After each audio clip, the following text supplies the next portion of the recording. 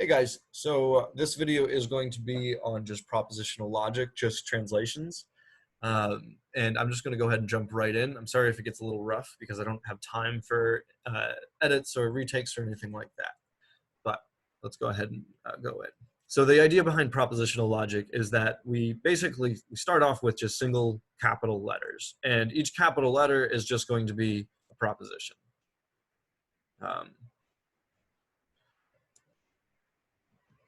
Proposition slash statement. So these are just things that are true or false, right? Santa exists, or rocks are brown, or Sally went to the store. Just anything that's just either true or it's false. So that's obviously going to be just a wide range of things. That's going to be any sort of topic you want to consider. We're just going to symbolize it with a single letter, or each sentence we are. So whether that's biology or law or religion or whatever you want to do, we're going to just symbolize all of our sentences as just single letters. So P might mean, let's say Jack went to the store, or Jack bought milk. Let's do that.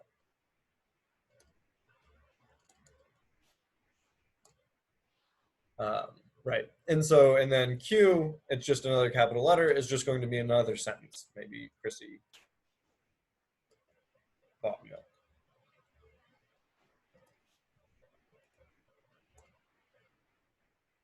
Okay. And so the idea is, right, our capital letters are just picking out individual sentences. And now what we can do with these capital letters is we can use what we call our logical operators.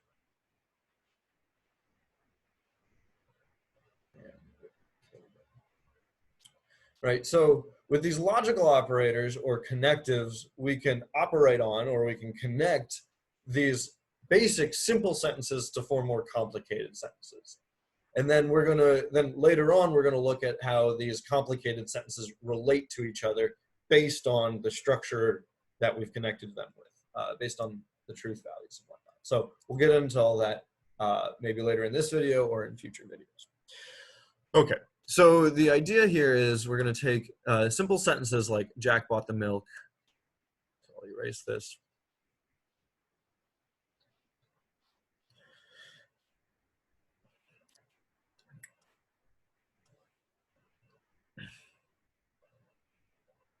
Put this up here so you can remember what these things mean. And we're going to use these symbols to build new sentences. We don't want to just give a new capital letter to every new sentence. For instance, if we had the sentence, Jack didn't buy the milk, we don't want to just give that a new letter, because the idea is these two sentences relate to each other very significantly, right? Like if P is true, if Jack really bought the milk, you know R would have to be false. And so what we're going to do with our language here and with these connectives, we're going to be able to make it so that that becomes obvious and that we can show it systematically how these two sentences relate. So here, it all starts first with translating. So we need to get clear on our language, and by getting clear on our language, what we're going to do is just substitute it with unambiguous symbols. So now, if you already know, if we've already agreed that P means Jack bought milk, then I don't need this new symbol. Let's just be clear about what we're doing. Then we already have P, and we can just take this tilde and attach it on the front. So the tilde, should really do another color for these over here. The tilde means it's not the case. So is a negation. So the tilde is actually going to be the only connective that just applies to one sentence, and all it's ever going to do is just say it's not the case that P is true. And so just with the tilde, we can get this sentence without adding in any sort of new letter. We don't want to just have new letters for every new truth. The point is these truths are going to relate to each other in very significant ways. If you're asking, well, don't these two things relate to each other because they're both buying milk? We'll actually get into that when we get into predicate logic. That's where we can even tear apart even atomic sentences and look at the specific things that are going on even in the atomic sentences. So that's what we actually do in the last unit of this class. Okay, but right now the idea is even just as a whole on the sentence level, these two guys have to do with each other. Because one is saying something did happen, one is saying a proposition is true, and the other one is just simply saying it's not the case that that proposition is true. So the idea here is I'm going to go ahead and introduce these truth tables while I introduce the translations, because I think it goes hand in hand. This is the semantics. This is the meaning that we get. But here's the structure or the syntax. The idea is if we ever have a proposition P and we know that that's true, well, the proposition not P, right, the negation of P, that's got to be false, right? And that shouldn't be any sort of surprise. Every single time, too, right? Whether that's a biological statement, whether that's a religious statement, whether that's a moral statement, whatever you want it to be, if you know that it's true, you know that the sentence not P has to be false. If you know God exists, you know to say it. So if this means God exists, to say it's not the case that God exists, that would have to be false. On the other hand, if you know that God doesn't exist, or if you start off believing, I shouldn't even say, yeah, then to say that it's not the case that God exists, well, that would have to be true, right? So if you know that you have a dog, then to deny that you have a dog would be false. If you don't have a dog, then to deny that you do have a dog would in fact be true. So really all that's going on here with the negation is it's going to take the truth value. All we're going to be concerned with in this section is just, or in logic generally, is just truth value. It's going to take the truth value of whatever it's looking at, and it's just going to flip it for the entire sentence. So if P turned out to be true, not P as a whole is going to be false. If P itself was false, then not P is true. Okay, so I know a lot of this is just overkill for many of you, and I think that's one of the virtues of taking these classes or having these videos online. You can feel free to play these at a higher speed or just skip ahead. Okay, so yeah, I think watching these videos at a higher speed is a really great thing to do if you can keep up with the speed at which people speak. Okay, so that's negation. That's how we're going to understand negation. So if the sentence was Chrissy bought the milk, or if Q means Chrissy bought the milk, and you tell me Chrissy didn't buy the milk, or even let's go the other way. If I see this sentence, I know immediately what this means. It means it's not the case that Chrissy bought the milk. And I could translate it as Chrissy didn't buy the milk, or it's not the case that Chrissy bought the milk. The point of logic and the point of us symbolizing things like this is to get past all of the clutter that English has. English is great for a lot of different things, for rhetoric, for poetry, for convincing people of things. But we're not concerned strictly with convincing. We're concerned with just what is an actual, perfect, rational argument.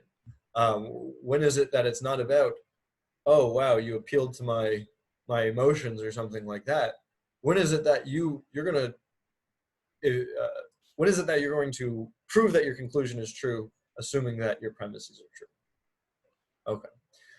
Right, and we can talk about validity and the point of all this as we get closer into proofs and things like that. Okay, so that would be, it's not the case that Chrissy bought the milk. What about a sentence like this? Tilde Q. Well, just read it in order. It's not the case that Chrissy bought the milk. So if you're denying that Chrissy bought the milk, or excuse me, if you're denying that Chrissy didn't buy the milk, you must be just saying that Chrissy bought the milk, right? And let's see that in the truth table. So over here, if we have just Q, we know Q could be true, Q could be false, right? You're gonna see this a lot. We're gonna just always look at the two different, all the possible combinations that these reference columns can be. And we'll get more into this as time goes. But so true could be false, or Q could be true, or it could be false. So that means, let me scoot this over a little bit. The negation of Q, this is going to be false. And it's going to be false when Q is true. It's going to be true when Q is false. But then remember, all that the tilde is doing is the exact same thing. It's just going to take whatever it's looking at. And so now let's go ahead and just take this guy and plug this, in a sense, in here. Right? And so now we're going to look at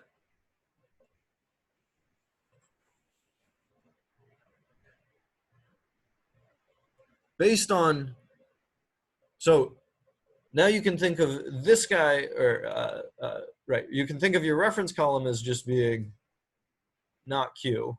So let me throw away the other Q. And you say, okay, when not Q is true, my tilde is just going to flip whatever I'm looking at in there. So in general, we need to get very used to this form right here.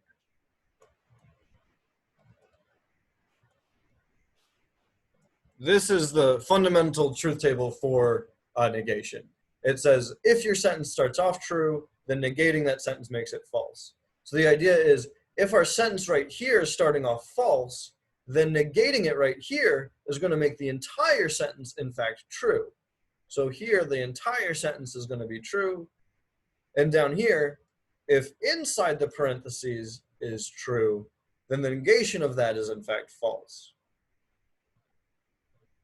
Right, so all we did, we can do that in order, and let me try to clean this up. So we'll show how the three statements relate to each other. And again, I know I'm kind of doing this, making this overkill, but those of you that don't need it, that's exactly why you're able to go on ahead. But so if we have Q, it could be true, it could be false. But when that happens, what happens to these other statements? So in the world where Q is true, not Q is false. Or the world where Q is false, not Q is true. But in the world where not Q is false, not Q would have to be true, and this would have to be false. So all we're going to do, every time we add a tilde to a sentence, we're just flipping the truth value. And right, that's exactly what you should expect. You're just saying, oh, all right, if I believe that one was the case, then saying it's not the case is false. Or if I thought it was false, then saying it's not the case, now that's true. So that's all that this tilde is ever going to do. It's just going to flip the truth value of whatever we're looking at. Okay. So that's the simplest way we can kind of complicate these sentences, but it's by no means the only way. So let's go ahead and look at what happens when you don't want to just deny something.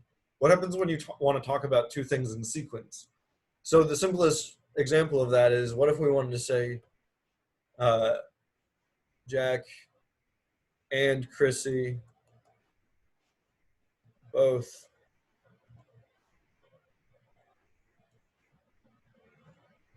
bought milk.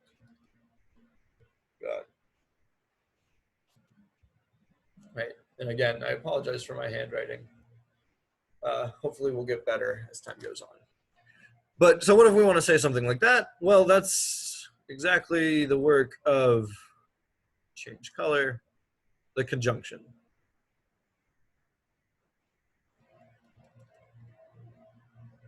So the idea here is we don't want to just give it, let me go ahead and switch colors again. I'd like to keep the constants over there in their own color. So again, we don't want to just give this a totally new letter, because we can see that these two sentences clearly tell us something about this sentence, right? And so these being, at the end of the day, we don't want everything having its own letter. That's going to be really uninformative, and you'll see why better when we get to proofs. the point of proofs is going to be utilizing the fact that these sentences are at base talking about the same atomic sentences.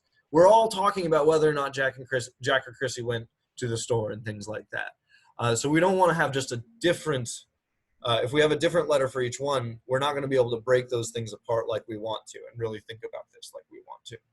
So really, instead of doing, instead of doing a single letter, we only give single letters to new atomic statements, to new things we can't break up with one of these symbols. So this one, we're going to break up with the conjunction. We're just going to say, oh, well, I already know how to say Jack went to the store. And then, and I put in between two sentences that I'm claiming are true. Or that's what the sentence is anyway.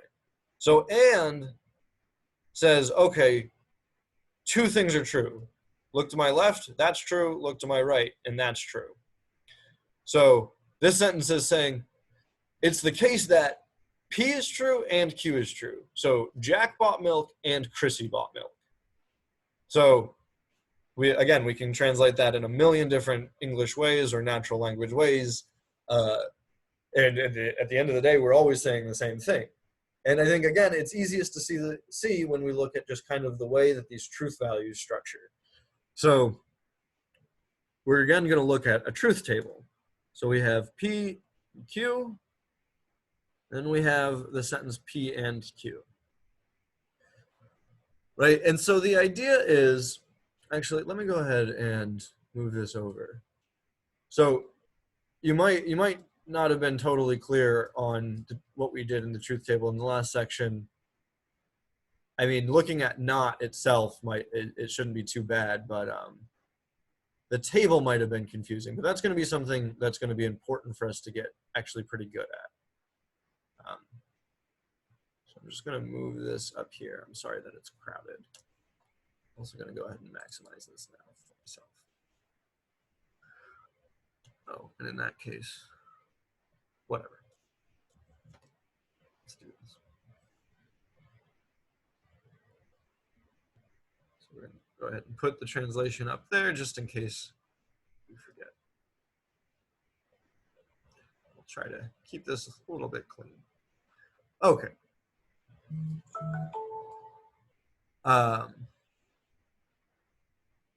Right. So the idea here is we're going to again look at a truth table in order to understand and a truth table is always going to start from what we call the reference columns on the left, and that's just going to be the atomic sentences involved, whatever capital letters are in the sentence.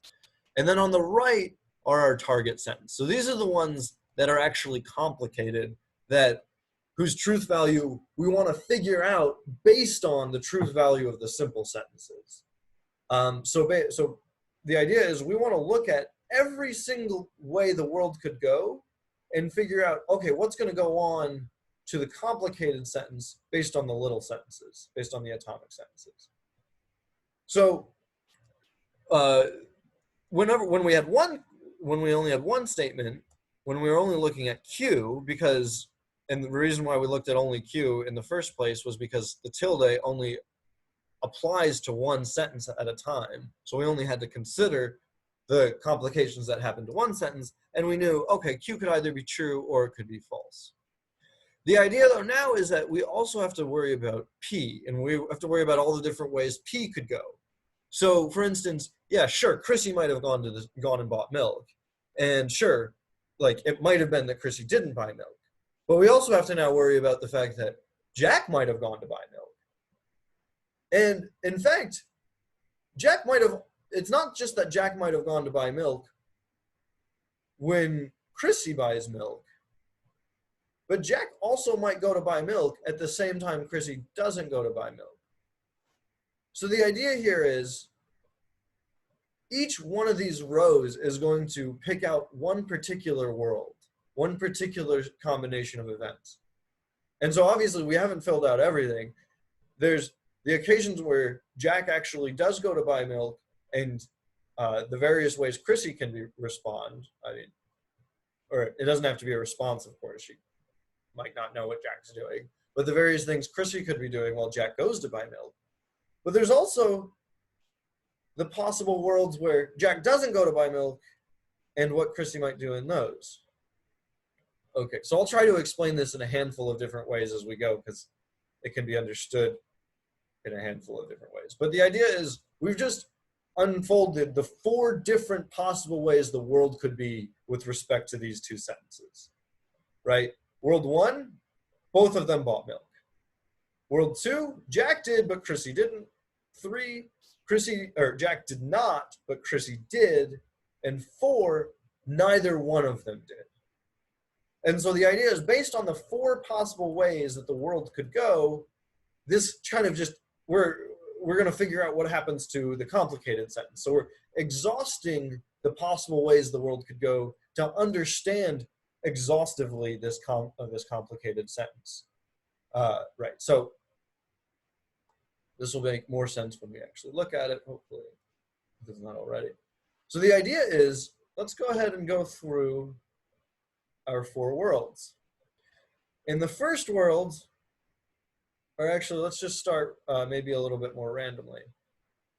Let's look at world 3, for instance. In world 3, you can see it's false that P. So it's false that Jack bought the milk. And so this sentence, Jack and Chrissy bought the milk, I mean, the intuitive idea, where it should be clear, we're just going to label this as false. Right? And the same thing up here. If only Jack bought the milk but Chrissy didn't, that's got to be false too. And if neither one of them bought the milk, of course that's false, because the sentence is trying to say both of them bought the milk. So the idea is, with this and sentence, the only time an and is true is if both sides are true, right? And that's exactly what we were saying over here, is whenever you put a sentence down like this, P and Q, you're telling me P is true and Q is true. I think both of these 2 things are true, which is different than saying something like this. Like, let's just talk about P is true and Q is true. For the time being, I'll wrap this in parentheses just so it's easier to see for people. We can talk about how parentheses and the negation and which symbol to read first in time, probably at the end of this lecture. But the idea is, this sentence is just saying 2 things. 2 things are true. It's not the case that Jack went to the store. That is true. I'm saying this whole thing is true. And Q is true. So Chrissy did go to the store. And just to be clear, we can then think, okay, well, so if this whole thing is true, well, in order for the negated sentence to be true, that means the thing inside had to be false. So that must mean that P itself is really false, and or that's at least what that sentence is claiming, right? So the sentence not P and Q is saying P is false and Q is true. Or not P, again, I'm going to go ahead and we can talk about how parentheses affect this, but the idea is, hopefully you can at least see that the parentheses will restrict this for the time being. So right now, and is saying, I'm looking at this whole sentence, and I'm looking at this whole sentence. That's different than if we had a sentence like P and Q, and rewrapped the entire thing in parentheses, and we negated the entire thing. This is going to be importantly different. And actually, yeah, we might as well go ahead and see why right now. Well, you know what? Let's go ahead and talk about or first, and then we'll look at this, because or is importantly related right here. Okay. Let me go ahead. Okay, so let's go ahead and, again, just erase this. These basic truth tables, we're going to do one for each symbol if that's not made clear yet. And the idea is it's not even going to be about memorizing those. In order to do logic, right, you're not going to want to have to look back or like try to think of some simple rule. This is the sort of thing that after like a week of practice, it's going to be a week of legitimate practice should be just second nature. So again, these things aren't the sort of things that you should be thinking about, oh, I have to memorize it. If you're thinking about it like that, then you're not approaching logic in the right way. And that might explain various anxieties and struggles you're having. Okay. And that's not to say you're just going to learn it for free. That just means that being able to really uh,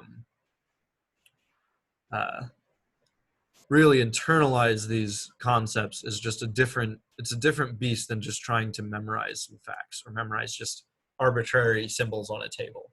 You need to really understand what's going on here. Okay. So, right. So that was one sentence. Jack and Chrissy both went to the store. Actually, I'm going to save time by not deleting that. And really, what about when we want to talk about, I don't know that they both did, or I'm not trying to say they both did, just Jack or Chrissy bought milk. Right. And so Jack or Chrissy bought milk. Now, I don't, again, if I said P and Q, I'm telling you both of those things are true. And so if you go and find out, oh, look at that, Chrissy didn't buy milk, then I would have been wrong with this sentence. I would have been wrong to say Jack and Chrissy both bought milk. But I'm not trying to say something that's strong with this sentence. I'm just trying to say one of them bought milk. You know, at least one of them. Maybe we'll talk about this in a second also, whether or not two of them could have done it too. But the idea is in logic, we're just stipulating we use inclusive or. And I'll mention this in a moment when we do truth tables. But the idea is I want to just say at least one of them did. So I still am right so long as, so even if one of them fails, if one of them checks off, then I'm still good with or. Right, and so this is going to be this is what the wedge is down here. And we call it disjunction. So this is and, or, and not. It's kind of the more natural English. Right. And so instead of an and here, we just want to swap that out for a simple wedge. We're just saying, so you can think of the wedge as like a fork in the road. It's not the best metaphor because a fork in the road, you have to choose one or the other and you can't have both. But like I mentioned, with this, in logic, we're actually okay with you having both. Right, and we'll talk about, you can still symbolize sentences where you don't want to have both. It's just, it's a little bit more complicated. This symbol itself just means that at least one of these two things are true. So so we'll again return to just the truth table to understand this better. So again, we're going to look at just the simple atomic sentences P and Q to understand when the more complicated sentence P or Q is true. Okay, so again, there's the world where they're both true. There's the world where one's true and the other isn't. There's the world where the one's true and the other is, or the one's false and the other is, and where they're both false. Right, I wanted to use a different color and I stopped doing that. Okay, so again, let's just go ahead and play the same game. We can go in any order, really. So let's just look at world 2 first, maybe. So in world 2, Jack did go to the store, or Jack did buy milk. I hope it's not a problem or confusing that I'm switching off between going to the store and buying milk. But Chrissy did not. But the sentence I'm trying to make is just either one of them did. So this is still true. And the same holds if it's the reverse, right? If Chrissy went to the store but Jack did. It's still true that either one of them did. And so so it's not true though if neither one of them did, right? Then it's not going to be true. Now this is the one people might have a question on, like, what about if they both did it? You're telling me either Chrissy did it or Jack did it. But again, the idea is we're going to use inclusive or in logic. So it's not the or where your parents when you were a kid told you you're either getting a puppy or you're getting a kitten for whatever. There it's kind of implied you're only going to get one. You're not getting both, right? Like, or you're either going to eat your dinner or you're not getting dessert. I don't know why I'm thinking of kid examples right now. But there, like, only one of those things is going to happen. Here, it's really more of like well, at least one of them is going to happen is what we're going to do. So it's like You can get into the club if you either know the bouncer or you're of age. If you're both of those things, you're definitely going to get into the club too. But like the point is, independently, they're also sufficient. Or you're going to get an A in the class if you either ace all the tests or, I don't know, I mean, I guess there's not too many other ways to get an A in the class, in this class at least, and to get an A, that is. But you're going to pass the class if you either do really well in the on the test or you just do okay in the test and really well in the quizzes. If you do both of those things, if you do really well in the test and really well in the quizzes, you're still okay. And so that's the form of or we're going to be concerned with. We just want one of those things to be true. Or we just need one of those things to be true. Now, the obvious question is, wait, so does that mean we're ignoring cases of exclusive or? Like, does that mean we just don't care about sentences that are saying you can only have either a puppy or a kitten? And it's no, it's just that we have a different way of symbolizing that. And now that we have all these symbols, we can do that. We can see how that sort of thing would go. So if you wanted to say either Jack went or Chrissy did, but not both, so let's go ahead and write that sentence out.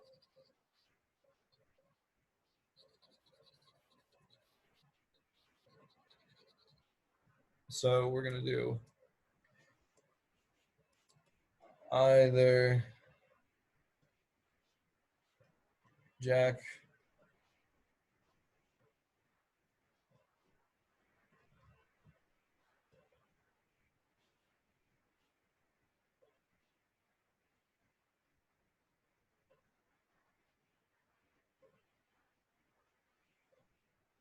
but not both. So right, this is the exclusive or. So in computer science, it's denoted XOR, right? So if that pops up, this is what we're talking about. The idea is we're saying, no, I do think one of them is true, but I don't think if both of them are true, I don't want this to be true.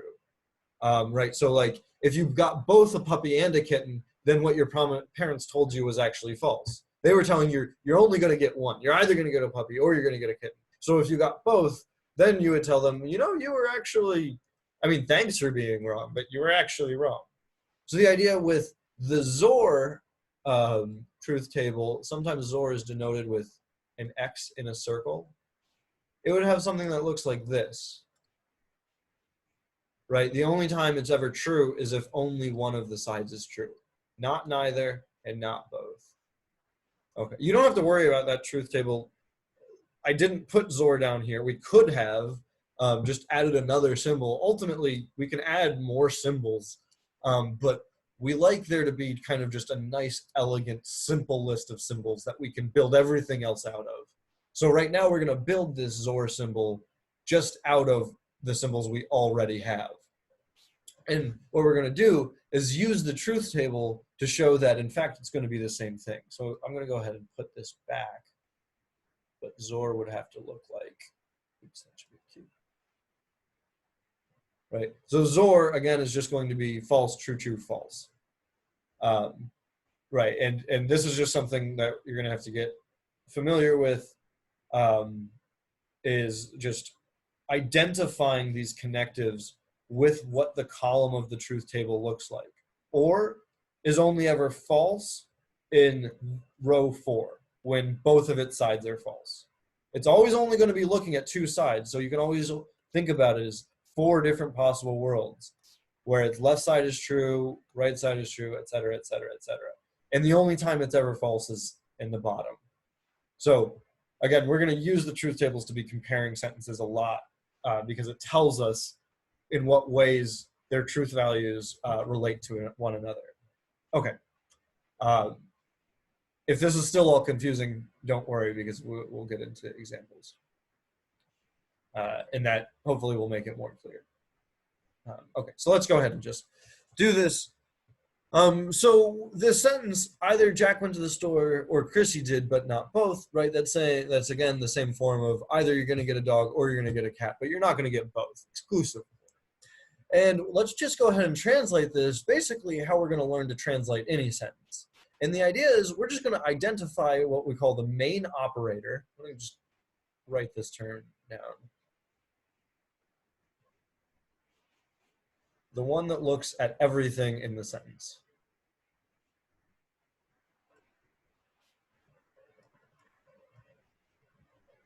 We're going to identify the main operator, and then we're just going to start breaking the sentence down. So the idea is the main operator is just going to be just one big form of sentence, and then what it's looking at itself is just going to be another like sub-sentence, and then we're going to break that down and that down and that. So let's go ahead and actually do this, and you'll see what I mean. So for instance here, either Jack or Chrissy went to the store, but not both. The main operator here is actually just this but. So but is really, and this is something I guess we didn't talk about, these sentences aren't just translated with and, they're also translated with other things. So and might also be something like as well, like this happened and this happened, as well as this and this too. But it could also be more like surprising words like although, or even but, right? If I say I'm poor, although I did win the lottery, I'm saying two things are true. I won the lottery and I'm poor. It's weird how those two things would fit together, and that's why I'm saying although, maybe I wasted all the money away or something like that. And the same thing is true for but. If I say my girlfriend's crying in the corner, but I'm all right with it, I'm saying two things are true. I'm saying she's crying in the corner, and I'm saying I'm all right with it. So logically speaking, that's going to have the exact same form as if I just used and. So logic, remember, doesn't care about the rhetoric in which words we happen to use. It cares about the truth value that you're trying to convey. You're trying to tell me two things are true when you say the word but. And so here, you're trying to tell me two things are true, and we denote that with just and. These are supposed to be parentheses. So any and sentence, the idea is going to have some left side, and it's going to have some right side. You're saying this is true and this is true. And so now it's just about, let's look at the left side and put that one right in there, and then let's look at the right side and put that one right in there. And now all we have to do in order to do both of those things is just do the same thing. We're just going to find now just think of this main operator right down here. I think these are extra. Oh, this is for my arrows probably. We're going to just find the main operator of this sub-sentence. So now, like, ignoring the fact that it's part of a bigger sentence, now just think, what operator is going on in here? And so we're just talking about the sentence, either Jack went to the store or Chrissy went to the store. That's clearly just an either or, right? Again, we don't care about the fact that English is splitting this connective up. It's still just a simple or statement. And one of our basic or statements too, like this is fine being one of our inclusive ors. We're just saying either Jack went or Chrissy went. And so you might be worried like, oh, wait a second. I thought we were trying to exclude the fact that, this is going to be true even if only one of them did. And if we're trying to do Zor right now, well, that might be a problem because this one's true. Like Zor is not going to be true if both of them are true. But this or will be true. So you might be worried that there's a problem. But that's exactly what this second part is going to take care of. So let's go ahead and finish it up, and then we'll see how it fits. So now the idea is we've taken the left side of the sentence, put it on the left side. Now we're going to put the right side of the sentence on the right side. So how do we say it's not the case? So but is already translated. It's already the dot. It's already the and. So now we're just trying to say not both. So we need to be good natural language speakers. What does not both mean? It means it's not the case that both Jack and Chrissy went to the store. Right? And I'm not doing any logic there, right? That's just thinking about what that means. If I say but not both, I'm saying That's just a cleaner way of saying it's not the case that both Jack and Chrissy went to the store. So that's all we're going to put right here. Not both. It's not the case that both Jack and Chrissy went to the store. So that might feel a little bit difficult in itself. So we can think, all right, if I'm saying both, it's not the case that both got not the case when we've got both going on in the same. So this might feel a little bit hard to do. And this is actually going to be our next topic that we'll talk about. But how do we combine the negation and the and in the right way to say it's not the case that both of them are doing it? There's actually more than one way we can do it, but we'll go ahead and just stick closer to what the English is actually saying here. Well, if I wanted to say both in Jack and Chrissy are going to or bought milk, then let me just throw away the tilde for a second. I would have just said Jack and Chrissy both bought milk. And so now what this sentence is saying, it's just trying to say, so what we want to try to say is it's not the case that both. And again, don't overthink these things. All we're going to do, if you ever want to deny something, just wrap that thing in parentheses and stick a tilde on it. That's all that you need to do. And now you're denying it. So this guy is saying Jack and Chrissy both went to buy milk. When you stick a tilde, you're saying it's not the case that both Jack and Chrissy went to buy milk. This is going to be very different than if you said, right. If you said, it's not the case that Jack went, and it's not the case that Chrissy went. But we'll talk about that in just a second, why those are different. But the point is, all we're going to do is just take this subsentence and we're just going to throw it right in there. So this is just going to be, it's not the case that Jack and Chrissy bought milk. And so now, oops, that was a horrible line. And so now we have this, yeah, it's more complicated, but the point is we didn't have to enter in a new symbol to our language. We were able to build this out of our old symbols. And in the long run, that's actually going to simplify things greatly. We could really add in a lot of new symbols for a lot of different things. And we actually, you don't want to have to memorize new symbols, because every new symbol you have to be familiar with you have to be familiar with when it's true and when it's false. So it's column on the truth table. So you don't want to just get a new symbol for every different things. It's good when we're able to characterize different logical structures with just our basic symbols.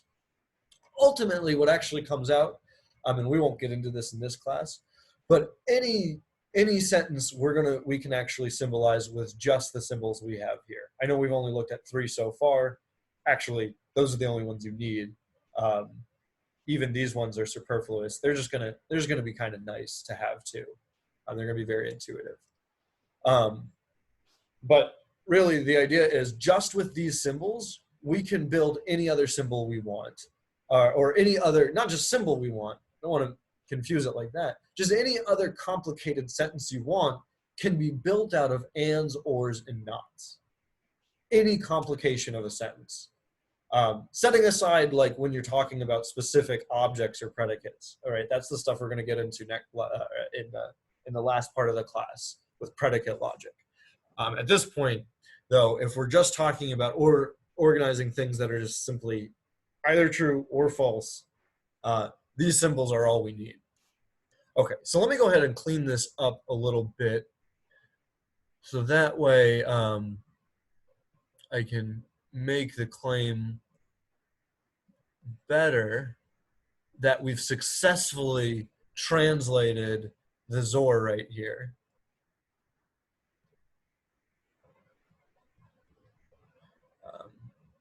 Okay, I'm just going to go ahead and pull the trigger on this.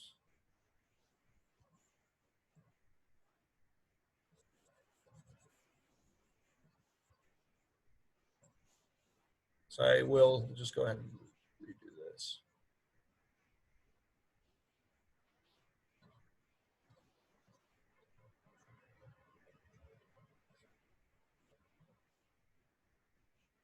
Okay. So the idea is, so we're going to go ahead and do a truth table, and this is actually getting closer to what you'll be seeing more generally as you work through problems here. And so I'm going to try to make it much cleaner. But the idea is we want to compare two sentences right now. We want to compare that Zor sentence that we were talking about. So right now I'm going to put a line right down here, and I'll explain why in just a moment. Right, but we want to compare that Zor sentence that we were talking about, and after this, we're really never going to look at this symbol. I guess I was using Q earlier, so we can keep with that. I'm just giving you a little bit more experience with these truth tables, really, as well as with these connectives. But the idea is I'm showing that this extra symbol is useless, and we're really not even going to need it. And I'm just showing that by saying, we can just, anytime you ever wanted to write this, you could just write this long, uglier sentence.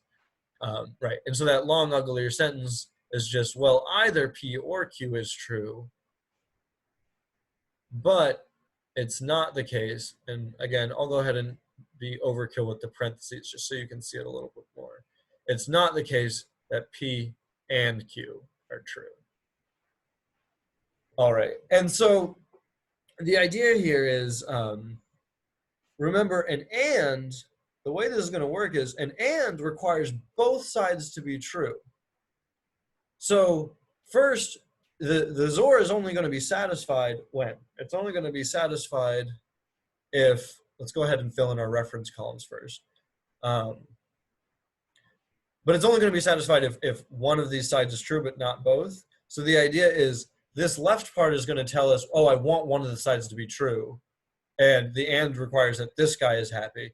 And then the and also requires that the right side is simultaneously happy. But it's only going to be happy, it's only going to be true if you don't have both of them. So let's go ahead and see how that unfolds. So over here, we always just scan our sentences and just put whatever capital letters there are over here.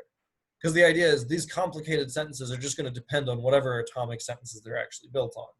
And then we're going to put in however many ways the world could be based on these. So two sentences will always look the same. It's always Q being true or false, and P being true while that's happening. And then P could be false while Q is being true. Right, what did I just do here? Right, so this is a false and this is a true. Right, every different combination. Right, and so the idea is over here, Zor was not true when they were both true, but it was true in the middle, and it's not true. It does need one of them to be true. That's still Zor. It still wants, it's an exclusive or, but still an or. And now let's go ahead and look at this guy over here. Maybe I should have made that a little bit bigger, but we'll be okay. Let's do this. So the idea is, in order to know, we can jump in, and in order to know if this sentence as a whole is true, well, the sentence as a whole is really, it really comes down to this main operator. Again, almost everything in these processes is going to be about breaking down the sentences. So it's going to be largely about being able to identify the main operator. So the idea is this sentence as a whole is true if the main operator is true. So the idea is the sentence as a whole is just one big conjunction. It's just saying this stuff is true and this stuff is true. So the only way the whole thing is going to be true is if, in fact, this guy is true and this guy is true. We can look back at our conjunction truth table, right? So PQ, so maybe I should be using different letters just to separate it. So like X and Y, I'll just use these for right now. And X and Y. Right, so this is the sort of thing we want to get really familiar with and have it just be second nature. But so we have all the possible combinations. And the idea is and is only true in the top row. So and is only true when both sides are true. When its left side and its right side are true. So that's the same thing going on here. This and is only ever going to be true when both this part, this sentence is true, and when this sentence is true. Right? So now the idea is we just need to figure out, okay, is this part true? Because if this is true, and then this is true, then we know the end is true. So now we need to look inside. We need to see, okay, is this part true? And then we'll also figure out, okay, is this part true? And then we can make our way to the end. The moral of this story, we don't have to go through this whole thought process every time. The moral of this story is just that, just a second. We're actually going to look inside out. Okay, now let me put these things back. So this was an or, and this was an and then we had another parenthesis. So the idea is, I don't know if this is an and, not a tilde, right? Or an or, not a tilde. So I don't know if this and is true until I know if its subsentence is true, right? Because it depends on if that's true. And so first I'm going to figure out the insides of these sentences and then work my way outside. Okay, so let's go ahead and clean that up a little bit. Okay, so this or, I do know whether or not that's true, and we're going to go one by row in these rows, one by one in these rows.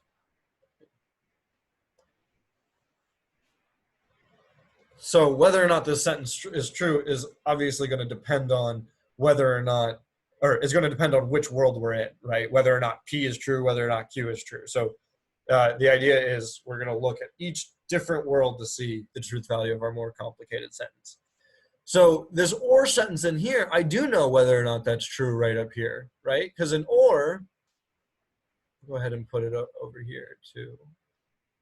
An or is going to be X or Y, and that is only ever going to be false in the last one. It's going to be true everywhere else, right? So if its left side is true and its right side is false, then I'm in this world, right? Left side true, right side false. And that means I'm still going to call my or itself true, though. The only time I'm not going to call my or true is when it's false. So really, we can go ahead and, right. So I'm going to go ahead and do these one row at a time. But like, for those of you, like, as you get more comfortable, you might start noticing things like, oh, well, I know this or, it's only ever going to be false in this last section down here, in this last world, where P and Q are both false. And so as you get quicker, you might start to like cut corners and just fill in rows. That can get confusing, especially as you're starting out. So I'm going to go ahead and refrain from doing things like that. But if you're starting to make those observations, that's great. So here we do know that the or is true because we know both sides are true. I still don't know whether the and is true, because in order for the and to be true, right, for the and, this whole thing is the X, this whole thing is the Y. So I know the X is true, cool, all right, I'm happy with that. I know the X is true in the first row, happy with that. But now I want to see, is my Y true in that first row too? Because that's the only way to really make the X happy. Okay, so we've got our truth there. Over here, again, let's just ask, what's the main operator? And the main operator is actually this tilde, because the negation, or the conjunction is only looking at the P and only looking at the Q. It doesn't peek out and see what's going on outside, right? And just like this thing doesn't peek out and notice that it's being connected over here. They only, right, their scope is, right, kind of looking inside, if you will. So the idea is we have the sentence that's saying, it's not the case that a bunch of stuff. Well, that means I don't know what the value of the tilde is until I figure out, or this entire tilde sentence, until I figure out the value of the sub-sentence down here. And that's something I actually do know the value of, right? So P and Q, I'm still in this first row where P is true and Q is true. I look up here, I see, okay, when my left side and my right side are both true, the and is perfectly happy, so we're good. And now I can finally, now let's look what we can do. I still don't know whether or not the and is true because I don't know if this whole side is true. But now I can get there. Because now all that the tilde is going to do is just going to say, okay, if you think this sentence in here is true, then this sentence as a whole has to be false, right? That's the whole point of tilde, is it's just going to take whatever it's applying to, and it's just going to give you the opposite. So if P and Q is true, then not P and Q is just false. This can get a little confusing as you just have a row of T's and F's, and it's like, wait a second, what's with all these T's and F's? I'm not sure like which ones are important and which ones aren't. And granted, like that is kind of like one of the issues with these diagrams is you kind of have to like keep track of what's looking at what. So this and, we need to be careful about what is its left side and what is its right side, right? Because the idea is the and is always just going to have a single, it's always going to have an X and it's always going to have a Y. It's always going to say two things are true. X is true and Y is true. But we need to be careful which value here, well, this one is clearly the X. It's saying two things are true. This guy is true and that's true. But now it's like, wait a second, I got all these T's and F's over here. I don't know which one to choose. But the point is, just like the and here is going to be the truth value of the sentence as a whole, it's always going to be the main operator that carries with it the truth value of that sentence. So yeah, the and here is the truth value of that sentence, but the truth value of this whole side, which is in fact what the and is looking at, is looking at this parenthesis all the way to that parenthesis. The truth value of that is given by the tilde. So really what we have is two things are true. P or Q is true, and some negation is true. What is it negating? Oh, it happens to be negating a conjunction. Now, but the point of these truth tables is it's slowing it down so you don't have to think about all these symbols at once. It's making it so that you just say, okay, what's the rule for or? Okay, bounce it back over here. I see P is true and Q is true. That means I'm going to put a true here. Forget about it. I can't do anything with the and yet. Keep moving. I wasn't able to do anything with the tilde right away, so I kept moving. Look at that. I can do something with the and because I already know what its left side and right side are. They're just given by the atomic sentences. And that told me true. And now I know what the not is looking at. Right? Before, the not was looking at some complicated sentence and I didn't know the truth value. I couldn't just say what was true or what was P. I couldn't just say what was Q. And I didn't want to try to like think about them at the same time, because the point of that is that's what doing this slowly does. That's why we do this in this order. You first do the and that's how you digest the fact that you're looking at two different things. That's how it digests the fact that the negation is looking at a complicated sentence. You take care of that and first, and then it gives you the value of the complicated sentence. I think that the biggest problem people have when doing these is they try to basically solve the entire problem or even just a part of the problem all at once. They'll see, clean that all back up. And this happens so often. They'll see a sentence like this and they'll say, okay, well, is that true? That is not the case that P and Q. Well, P is true and Q is true, so is it not the case that I have both? And you're just already thinking way too hard about this. Never, when you're doing a truth table, you should never be thinking about more than one symbol at a time. You only solve what's the value of that sentence right there, that operator right there.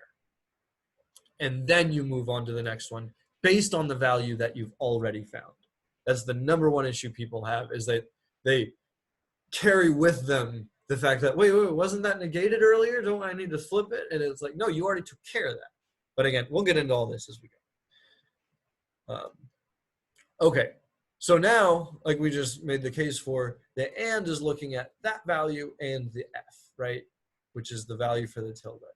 At the end of the day, we're going to need a value for every single logical operator, because the idea is every single logical operator is its own like sub-sentence that has its own truth value built out of the smaller sentences, and we're just taking that truth value and putting it together with even more. So now the and is looking at a T on its left, a T on its right, so we can bounce right back up to the truth table. and say, oh, look at that. That means I'm in world number 2 because my left-hand side is t. Right now that's being x and that's being y. And my right-hand side is f. And so I look over, how does x or how does and behave when I'm in that world? Oh, well, and has to be false. Right? And again, I'm not caring about the fact that this came from, like, this f was from a negated sentence or anything like that. I just look at the fact that there's a t on the left, f on the right, f for and. It is false that and is true. Okay, let me clean this up just a little bit more again.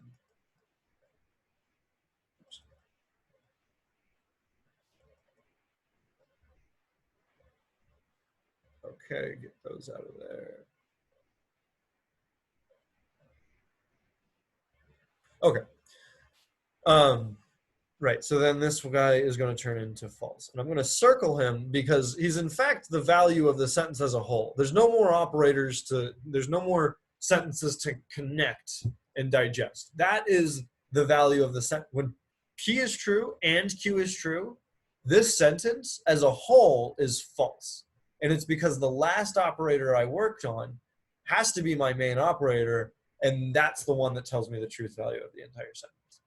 Okay, so now let's go ahead and do the other rows just to like solidify this. Again, I'm going to start from the inside and work out. So I'm going to start from, well, I can do this or because I know the value for P and I know the value for Q. From the second row, P is true in the second row, Q is false in the second row.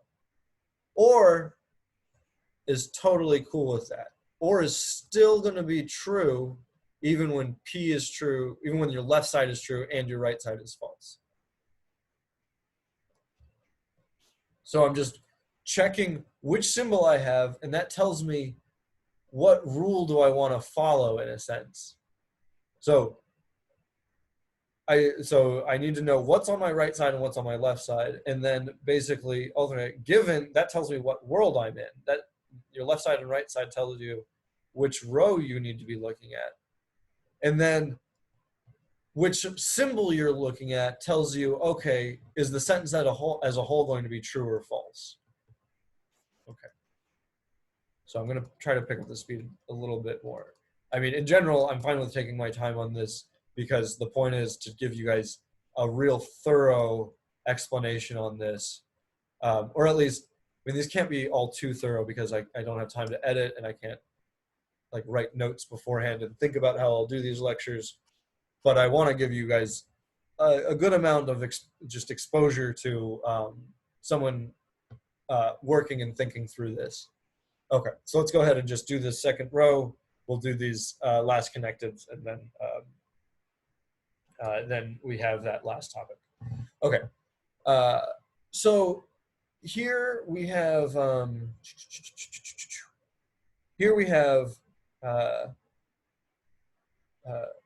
I guess this video is going to turn out to be longer because I'm just subsuming truth tables inside of it right here. So F is our main operator.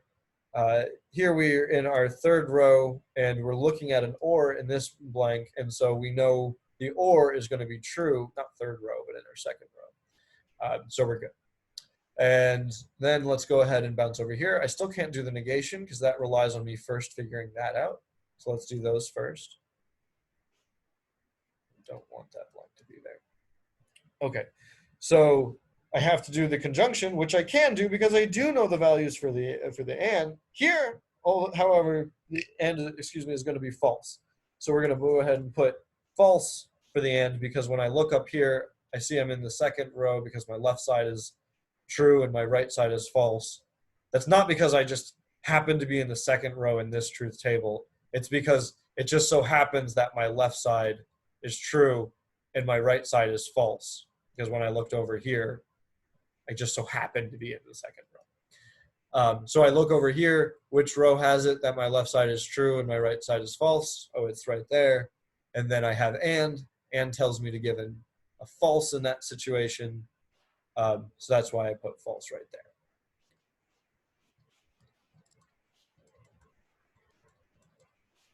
Okay. Why are there more arrows? Okay, so this is true and this is false. I'm sorry, I keep deleting those things. Let's go ahead and just finish this. So if this is false, remember all the tilde is ever going to do is just flip whatever it's looking at. So now we have a true. And now this and, remember, this is the left side, this is the right side. And that's not just because this is closer.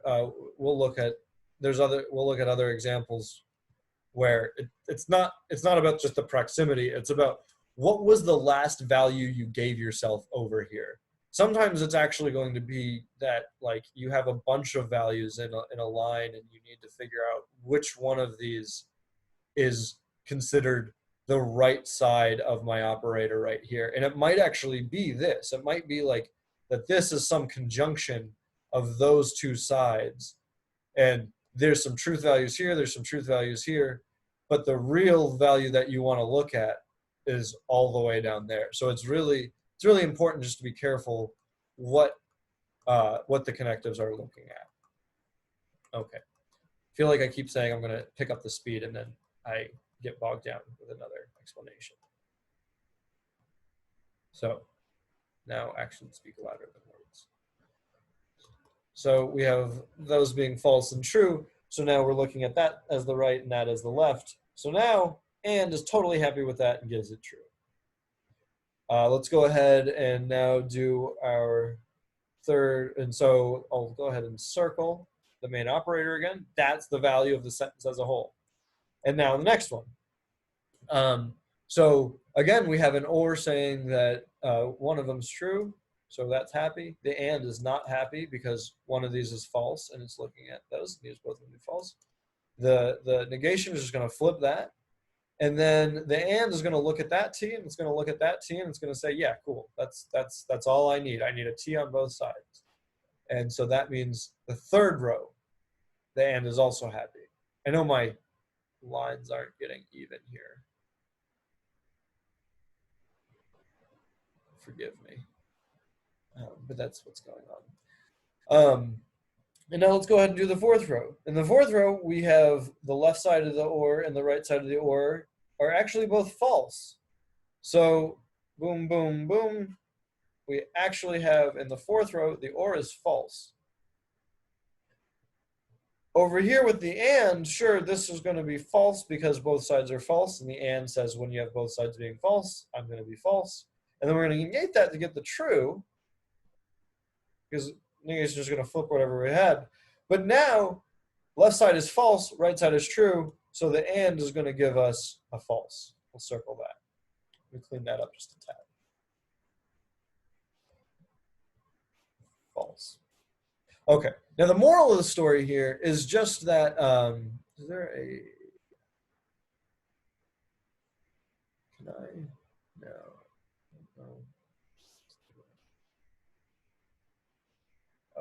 All right, it kind of does. All right. Yeah. The moral of the story here, let's see if it covers up this row. Cool. Compare it to this row. The idea is they're exactly the same, right? So whenever the ZOR is false, our new formulation of that ZOR is also false. And it would have been really nice if I aligned these correctly. But whenever the ZOR is true, our sentence is true. Right? And then whenever, so yeah, I did a horrible job lining that up. But you can get the picture. That's a cool function if I didn't screw up my lining originally. So, okay, let's think about this for a second, because this is important to understanding just what we do with truth tables generally.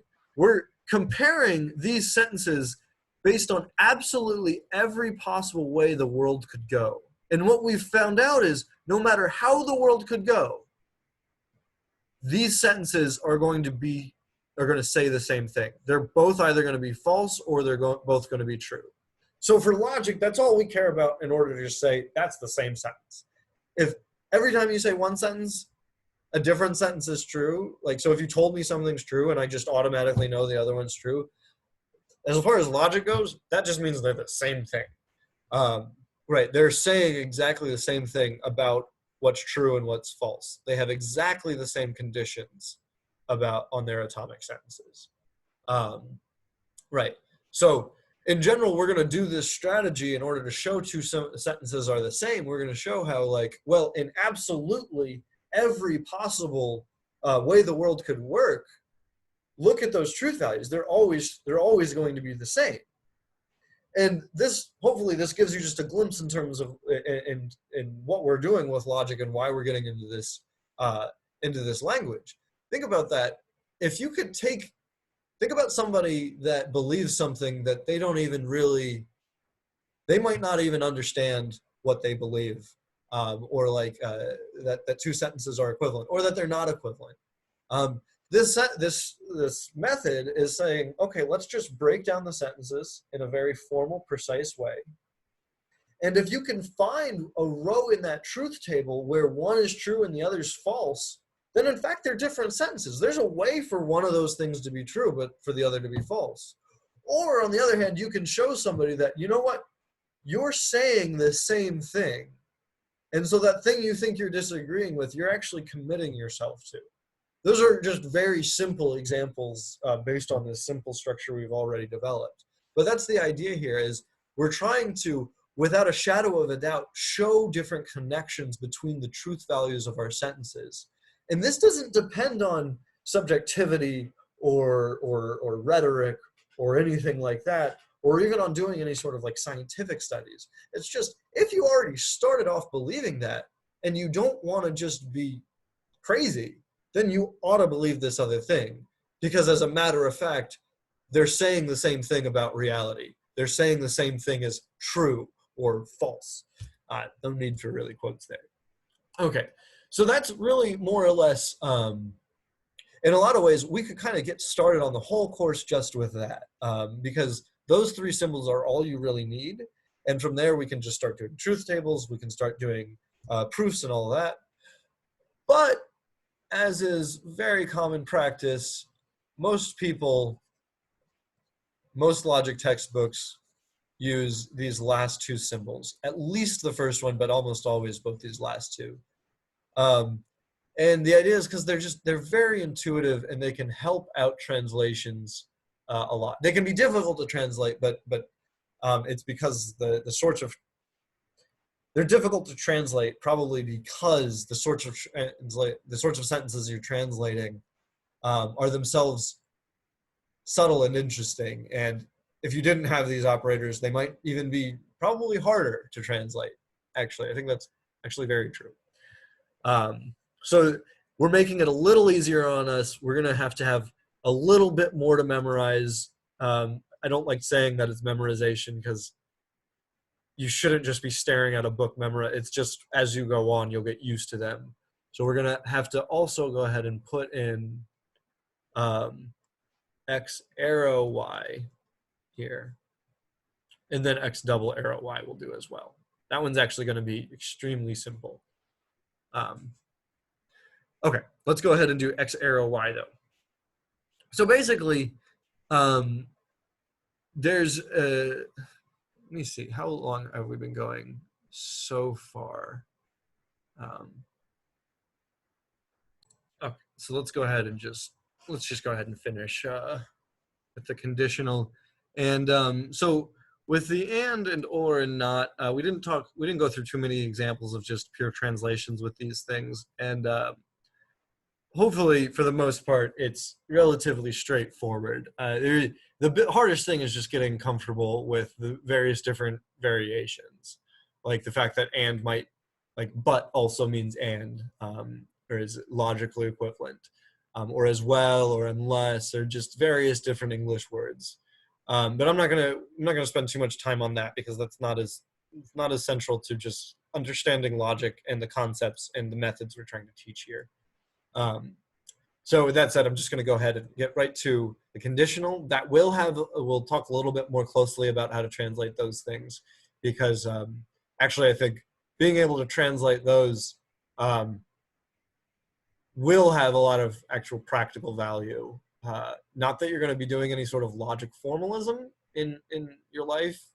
Few do, unless you're in a technical field, but more because it and this goes for kind of the class as a whole, it'll help you understand really the structure of the sentences you're saying.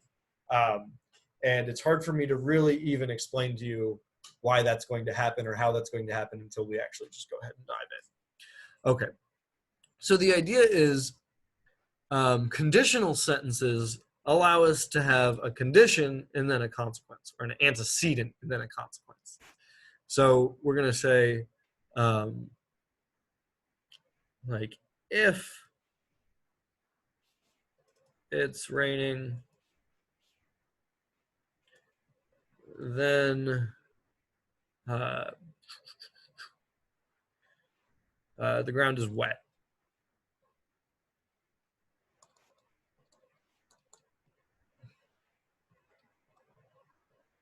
Right, so I'll go ahead and erase our friends Jack and Chrissy. And now we're thinking about this sentence right here. And actually, I'm going to go ahead and move this into our spot. Okay. How did that not grab? Absolutely.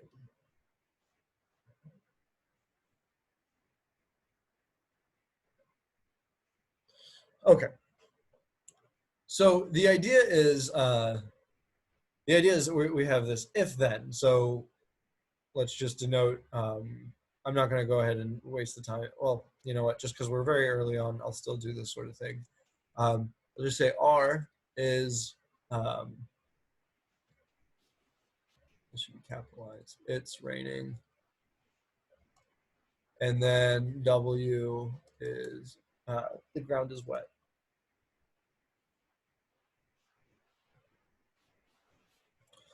Right. So now the idea is we just are again going to connect these two sentences. We didn't connecting them with these. Actually, I already mentioned it is possible. It's possible for us to connect R and W together. That gets at what we want to up here. But it's just slightly less. It's going to be slightly less intuitive. It's just going to be. It's hopefully going to be exceedingly intuitive. Everything we do with the conditional. The conditional is going to be a very useful tool, and a lot of things come down to just getting the conditional right. Right. Okay. So. Right. And so I haven't talked about De Morgan's yet.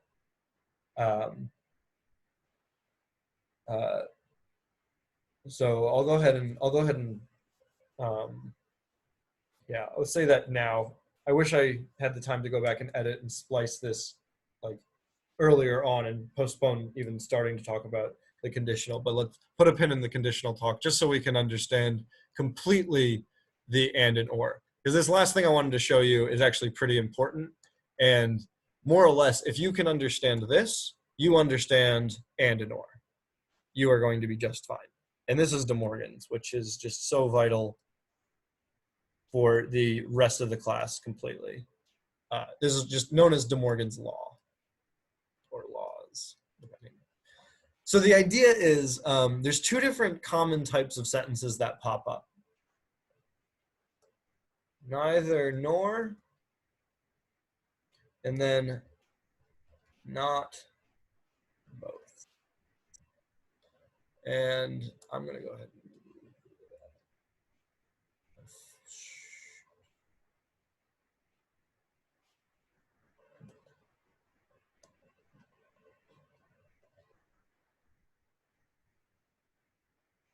okay. So we have these two different types of sentences. And one of the most common things people do when translating is just getting these confused. And similarly, I mean, these are the sorts of errors people also make just in debates or conversations or in reasoning, day-to-day life. They get these two sorts of things confused. So this is the sort of thing that, I mean, I think this is why you take the class, honestly. It might feel very obvious to you, and if that's the case, then great. That means you'll be able to dig a lot deeper and find out a lot of things that certainly aren't obvious. Eventually, yeah, logic will show you surprises that you really aren't able to see until you actually have some formal background. Okay, but it's important to notice these things are very different. If I said neither nor, that's much different than saying not both.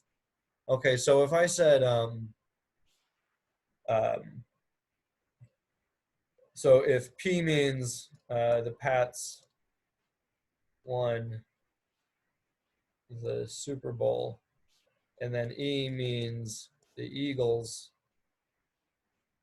won the Super Bowl. If I say neither P nor E, neither the Pats nor the Eagles won the Super Bowl, that's different than me saying it's not the case that both of them won the Super Bowl, right? Like, we obviously, I mean, we believe one, we don't believe the other, right? So, and the difference is really going to be about the order, and this is what we were touching on a little bit earlier, the order in which our negations are applied to the other tildes. So the idea here is, clean this up a little bit. Hopefully you can just remember how these sentences are translated. Ultimately, it doesn't matter what our actual sentences are. So we could even just talk about R and W up here. I think it can be helpful to talk about two teams winning, because it's clear that if two teams are playing against each other, it's not the case that both won, right? If I say it's not the case that both A and B, well, the idea there is I'm just saying, well, here's the belief that A and B won, like that A won the game and B won the game, that the Patriots won and the Eagles won. But then if I want to negate that, I'm just going to say it's not the case that both of them won that.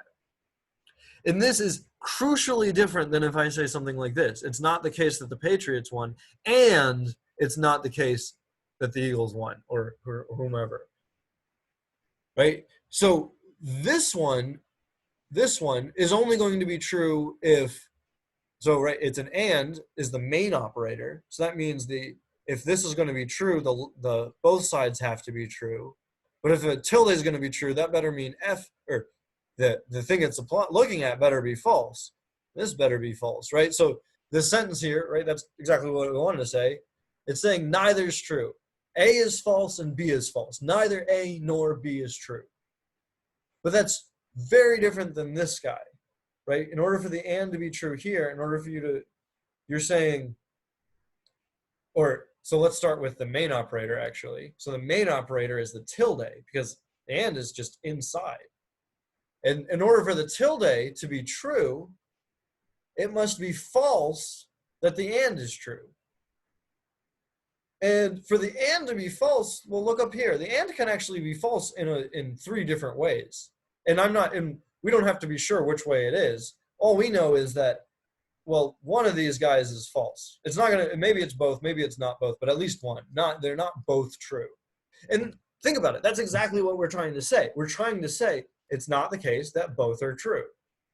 And that's what this sentence says.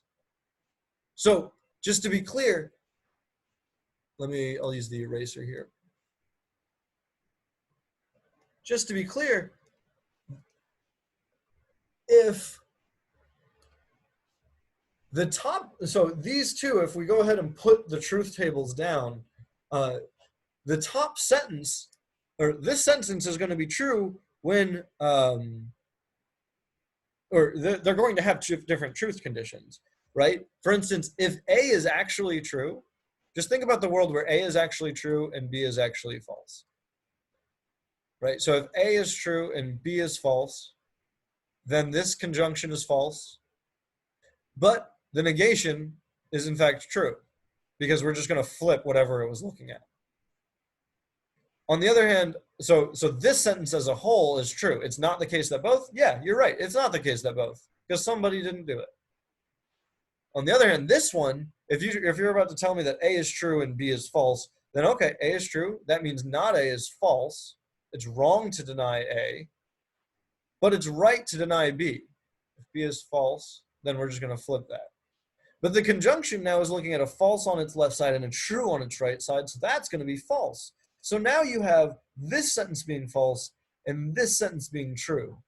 So the idea is if we were to do a full truth table here, where you have um, neither nor there and not both over here, you're going to have values going down where once you get to the TF value for A and B, you're going to look over and, well, for neither nor, the TF value is going to be false, right? When A is true and B is false, neither nor is false, but not both is actually true.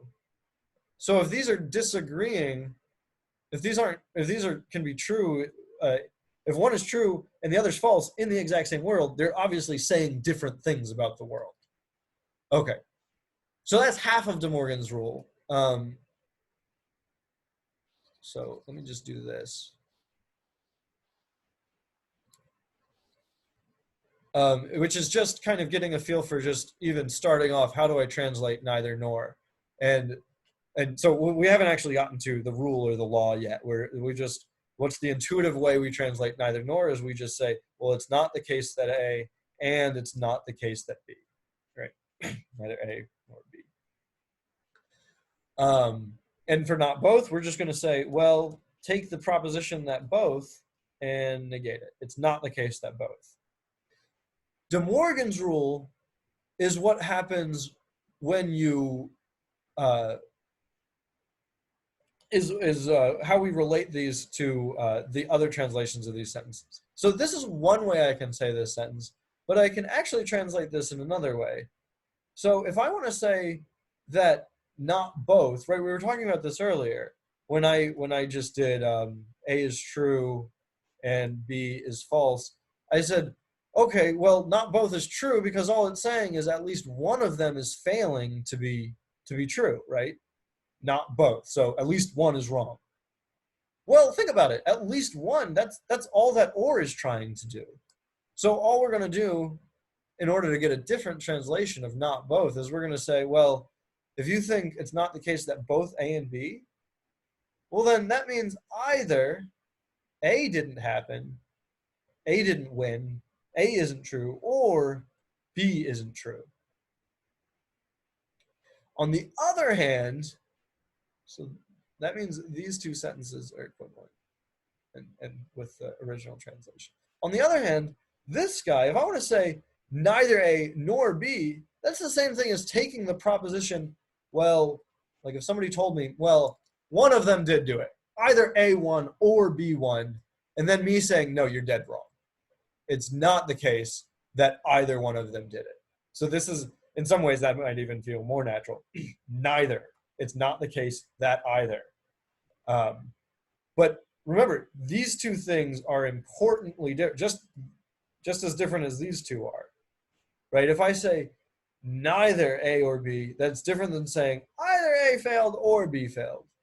Like sometimes these sentences might agree, but the point of saying they're the same sentence is to say that they always, without a doubt, agree.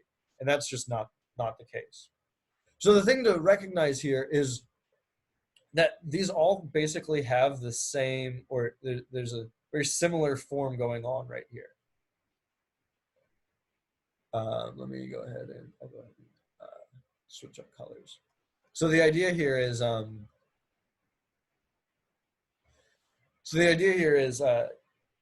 if you have a tilde on the outside of parentheses and like a conjunction or a disjunction inside those parentheses, right? A tilde on the outside of some parentheses and either a conjunction or a disjunction. In a sense, it kind of works like distribution. You're just going to push that tilde to either side, to either guy. But the one very special thing to watch out for is that you need to swap the symbol. If you had or, you have to go to and. If you had and, you have to go to or. So, but again, the point, but that means these things are just the same. So if we have this sentence, it's not the case that A and is not the case that B, we can go backwards and forwards between these sentences. So one thing we're going to be doing, or one thing we do in proofs, right, is we just say, all right, given that I have this sentence is actually going to be easier for me to work with. So let me just swap from that form to this form. So like maybe you were given the sentence like this. The guy told you, I believe, It's not the case that either A or B. But really, it's easier just to use De Morgan's rule and swap right into this sentence, and then we can start working with it much easier. That I'm getting a little bit more into proofs and things like that, and how we'll think about how to do proofs. But the idea is there's going to be more than one way to write a sentence, and it's going to be very important to be able to understand which sentences are the same as others and which sentences force others to. And the way De Morgan's works is you always know sentences of this form are the same, just as long as when you pull that tilde out, you're flipping the operator. Or when you, or so this is when you're pulling the tilde out. Then you would flip the, or when you're pushing the tilde in, right? You can go backwards and forwards. But just remember, when you're distributing that tilde, you also need to flip whatever operator you had. If you can get that part, De Morgan's is basically, that's all there is to negation, conjunction, and disjunction.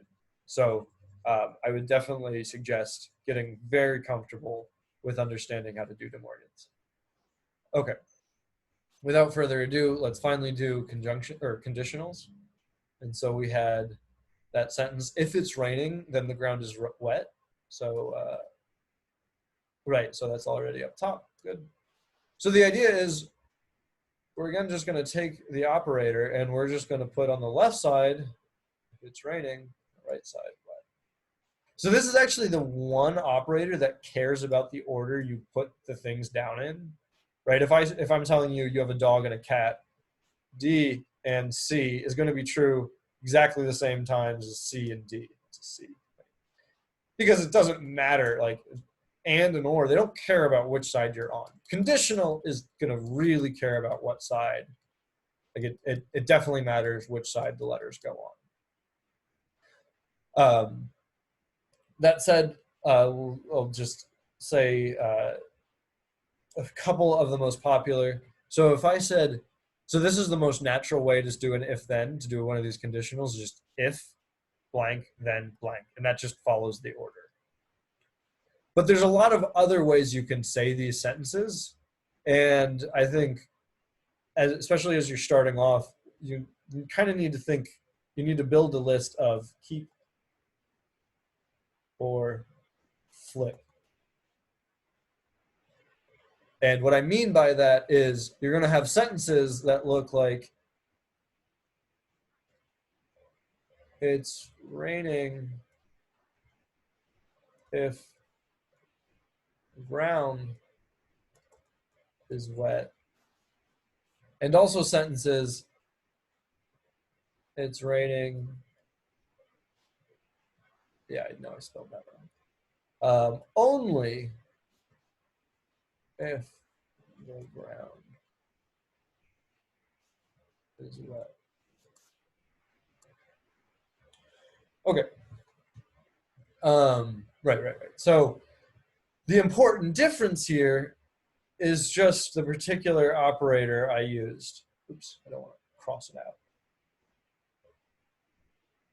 So the idea here is if I say it's raining if the ground is wet, I mean, sometimes this helps if we talk about class, like we have class if it's Wednesday. What that means is if it's Wednesday, we have class. Or if the ground is wet, then it's raining. In fact, I would probably switch up the example a couple of times. Okay. So, right. So, whereas on the other hand, if I say it's raining only if the ground is wet, I'm saying if you already know that it's raining, the only way for that to happen is if the ground was wet. So really this order is going to stay. We're going to keep it. So the moral of the story here is whenever you have two sentences combined with an if in the middle, not like up here where if is on the outside, like set that aside. That's just a really vanilla way to see it. When you have the operator being in between the sentences like this, and it's just if, we're actually going to just flip the order there. Oops, what am I doing? This is just simple if. But if it's only if, you're going to keep the order. On the other hand, right, so on the other hand, yeah, so I mean, that's all there is. Let's go ahead and look at another example of this, though, just so you can feel it a little bit more, because the ground is wet. That might not always be the most relevant. I'm just going to throw that away too now.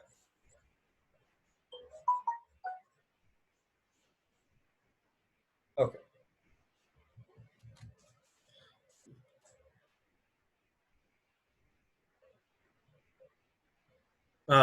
Sorry. So, uh, if we have, ooh, that was just an ugly line.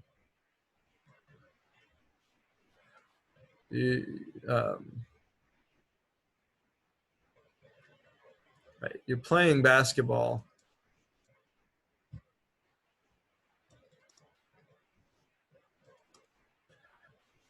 Only if you have a basketball.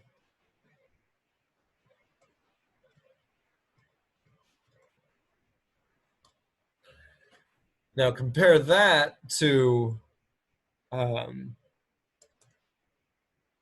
wish I could just.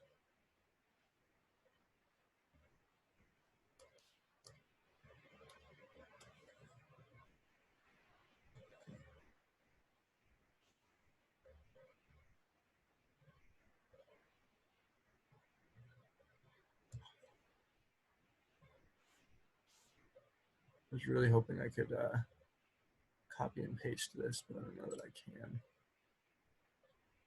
Okay. Oh, well. So compare that to,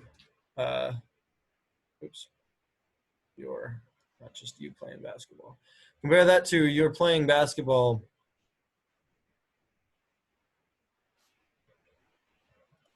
if you have one. Right. Aside from the fact that I've shortened the sentences, the real difference here is just the fact that up here I've used only if, and here I've used if.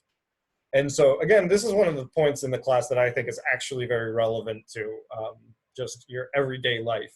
You all use these phrases all the time, and most people don't realize the subtle differences that they are in a lot of ways just, or in some sense, they're just opposite, right?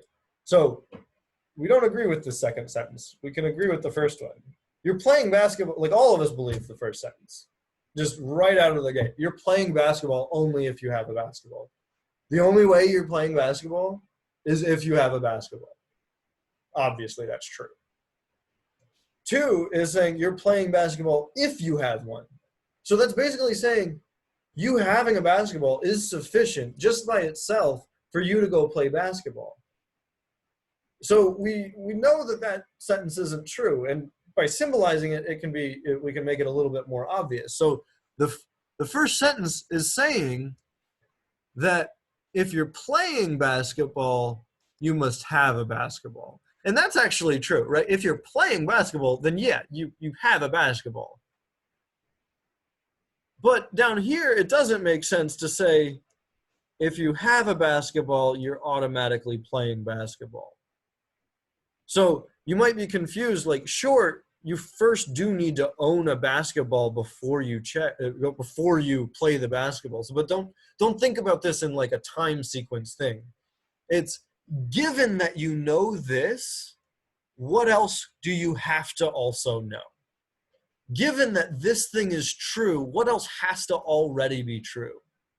So if it's true that you're playing basketball, yeah, we all agree. It has to be, it's true. We agree with this conditional. If it's true that you're playing basketball, then it's true. We all agree that you must have had a basketball. But on the other hand, if it's true that you have a basketball, we don't necessarily accept that you're playing basketball. Maybe you just have a basketball. So the point here is that these are importantly different sentences, and symbolizing this and making sure you understand the order will make sure you understand how they're different. The idea is one entails the other, but not vice versa. If you know one is true, you know the other is true. but that doesn't mean you can go backwards. So the order here is extremely important. So another way we could word this, and I said something along these lines, is instead of saying you're playing basketball if you have one, or you're playing basketball only if you have one, let's word these in another. There's another variation that's extremely common, not just in logic, but in everyday life that I want to pay attention to. So I'm going to throw away the operator because that's really the only thing that's changing here. You're playing basketball is sufficient. By the way, I don't know if I'm even keeping the translations the same, or at least I'm not intending to. The point is now we just have two different sentences and these are also going to be importantly different. One of them we're going to keep the order of, and the other one we're going to flip. I'm going into it, I haven't decided that that the first one is still going to be the one we keep, but maybe it will turn out that way. So you're playing basketball is sufficient for you having a basketball is necessary. So the idea here is we're given conditions, and this is why we call them conditions. So these are necessary and sufficient conditions. So this, you'll hear this all the time, especially if you ever want to do something, well, really in any field. Like the world is made out of necessary and sufficient conditions. A sufficient condition is one where if you checked that box, boom, you're done, you get the consequence. And so for sufficient condition, you're playing basketball is sufficient for having a basketball, right? So you're playing basketball entails that you have a basketball, right? That's the same order. That's the order. So we're going to keep that. If you're playing basketball, that's sufficient for me to know. I'm guaranteed to know now. I have enough of knowledge to know you have a basketball. So you playing basketball is sufficient for me to find out you have one. This one is saying you're playing basketball. Right, now that I'm saying you're in that sense, I need to change this to a possessive.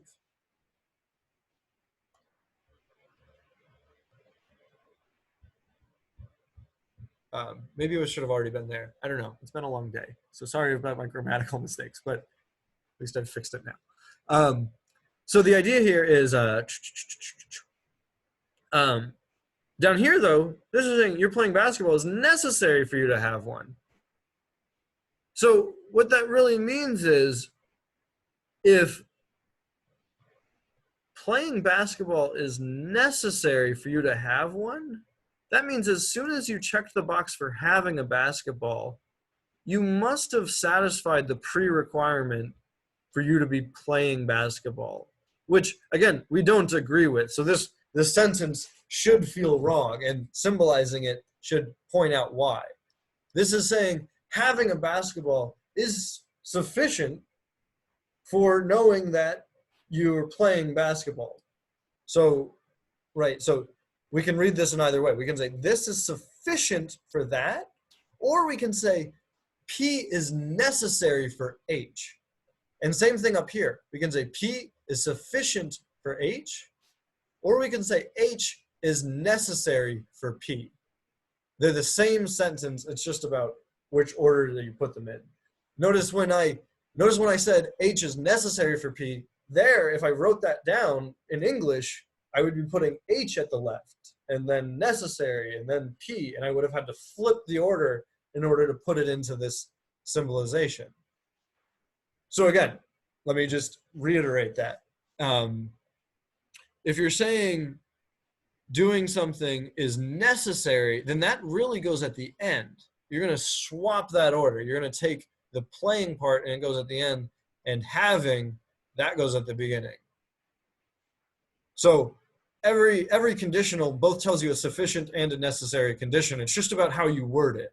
You can say the one side is sufficient for the other side, or you can say the other side is necessary for the one side. Okay, this is a really hard part for people to get. So I mean, I guess I'll go ahead and so let me first fill in this. So we keep sufficient, and we flip necessary. Let me go ahead and just do one more example, and then we'll go ahead and call it, and then you will hopefully feel all set on how to translate, as well as hopefully on how to do truth tables for propositional logic. I know this has been a long video,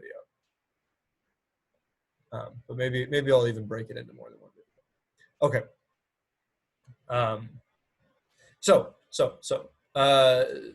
Let's talk about taking I don't know, what's a random major? I'm just taking English. Yeah, some of you do English, so maybe that. I'm actually not sure what the acronym for English is at A&M, because I know it's 4 letters, but who cares? Taking English 101 is necessary. Necessary. Or taking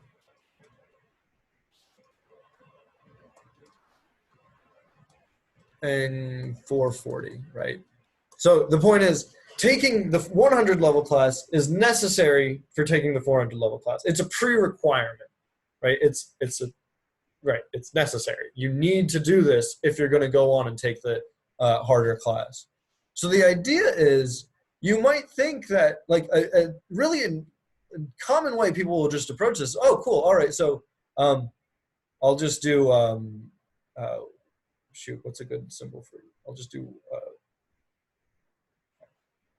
Our sentences always have to be letters, but 101. I guess I'll use N for 1 because 0 looks, or O looks like 0. So let N denote taking the 400 level or the 100 level class, and then F denote. Shoot. Okay, I'm gonna go actually just write this here. So that one's N. Let's do R because F might get make it confusing in the sense of what's it called when we talk about false and stuff like that. Okay. Right. Okay. I guess we still have to do the truth table as well. So the idea here is you might think that you translate this as N to R. Taking the 100 level leads to taking the 400 level. But again, that's you thinking in terms of like a sequence of time, which you got to stop doing. Really, this is all about what truths entail what other truths. So ask yourself this. If you've taken that 100 level, does that guarantee you that you've already taken the 400 level? Of course not. So really, the sentence is properly translated like this. If you took the 400 level, you must have taken the 100 level. And a completely equivalent way of translating this sentence is saying the 440 is sufficient. I'm going to go ahead and throw in extra English words just to make it sound even more close. To know you've taken, what was it, 101. Right. So the idea is this is neither sentence. Both of these sentences are translated like this. So both of these sentences, so any sentence, any conditional, you can still translate as a necessary or sufficient. It's just that if you were coming from this one, this uses the English word necessary. So you would have had to flip the order. See, it's N, then R. So you had to flip it, so it's R, then N. But if you were coming from this English sentence, then you kept the order. Similarly, if you were starting from the logic and you were trying to get into the English, if you wanted to use the word necessary, you'd flip the order. If you wanted to use the word sufficient, you'd keep the order. And that goes for anything on your keep or flip lists. And we'll, yeah, you can add to the keep or flip list, but I know it's limited right now, but I still think that's the right way to think about these things. Okay. Let's go ahead and finish off just the truth table.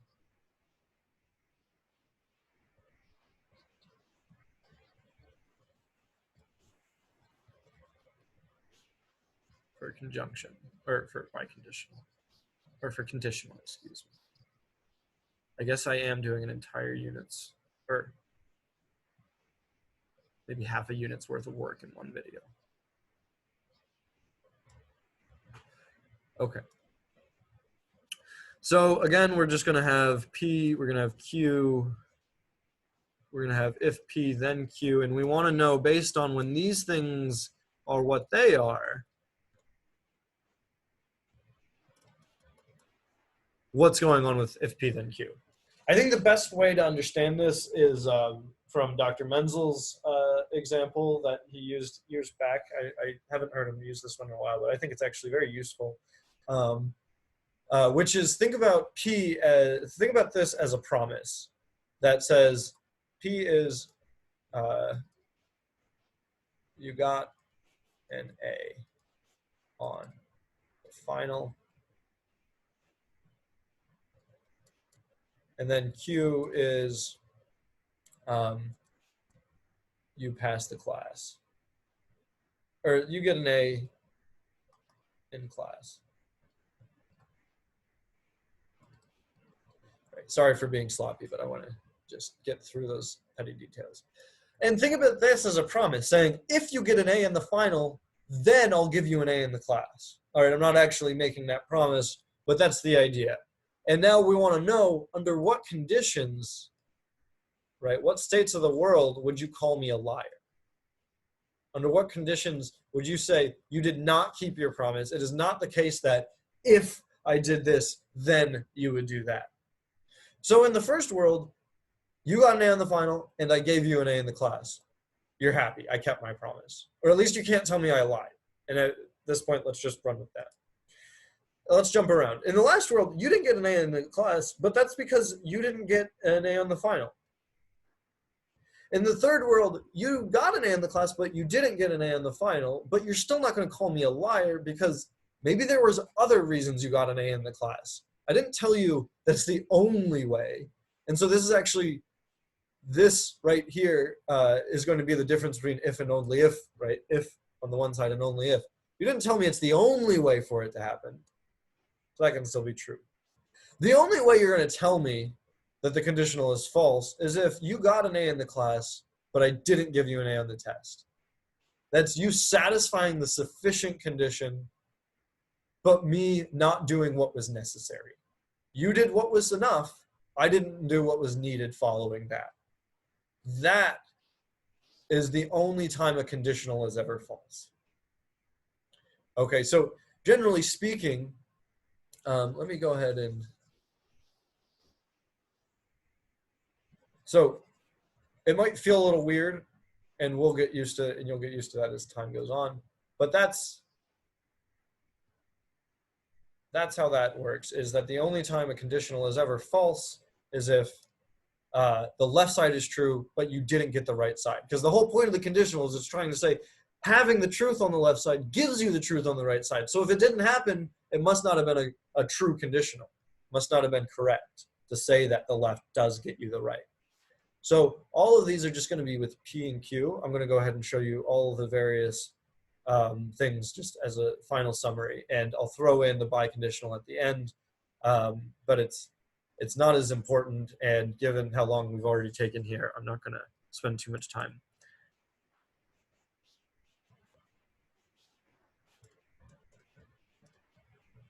So first we can think about what happens to not P. We don't have to think about what happens to not Q, but I guess we can just for completeness. Well, it's going to take up space. Basically, the P is just going to be false whenever P is true, and true whenever P is false. The not Q is going to be the opposite. Or it's going to be that same thing for Q. So I'm going to go ahead and erase that now, but just to show you what that would look like given those worlds. Okay, and then we can look at P and Q. We can look at P or Q. and we can look at P implies Q, and we can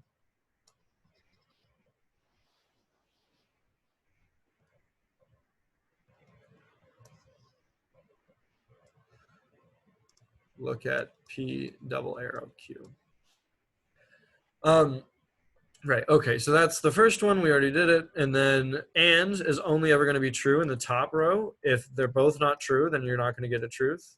Or is only gonna be true, or is only ever gonna be false in the bottom. So it's kind of like the flip of and. And with that, you can kind of see how De Morgan's works. If you just, right, if you go ahead and stick negations in the right places, you can very quickly tell why the sentences that De Morgan's claims are equivalent are in fact equivalent. And then the way conditional works is this. The only time it's ever false is if you do have the left, but you didn't get the right. It's okay. It's still true. So I messed up at the end there. It's still true. If you didn't get either one, it's still true that the one would have given you the other, or at least that's how we're going to treat it.